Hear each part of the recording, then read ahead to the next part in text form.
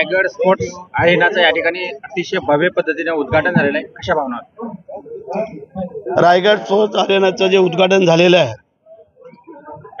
समाधानी आम्ही की आमच्या एका मराठी उद्योजकाने आज ह्या एवढ्या मोठ्या शहरामध्ये आमच्या भांडवली गावचा एक सुपुत्र व्यावसायिक म्हणून काम करत असताना एक वेगळी संकल्पना आज याच ठिकाणी त्यांनी आणलेली आहे आणि त्याचं आत्ता या संकुलाचं उद्घाटन झालं आहे।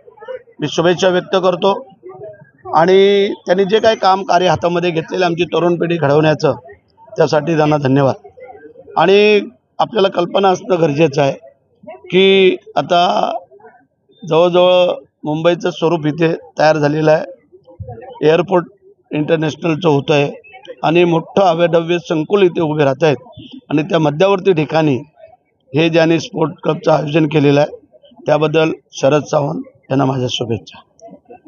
तर आत्ताच घोषित झालेलं आहे की आपण येणाऱ्या काळामध्ये या रायगडचे भावी पालकमंत्री होणार, काय कशा पद्धती काय? पालकमंत्री व्हावं ही जनतेची इच्छा आहे, आमची तर आहे, त्याबद्दल काही दुमत असण्याचं कारण नाही आहे। परंतु आज जर आपण पाहिलं तर रायगड जिल्ह्यातील जवळजवळ 70 ते 75% लोकांची भावना आहे की भरत शेटने पालकमंत्री व्हावं आणि त्या अनुषंगाने आम्ही काम करतोय, लोकांना सामोरं जातोय।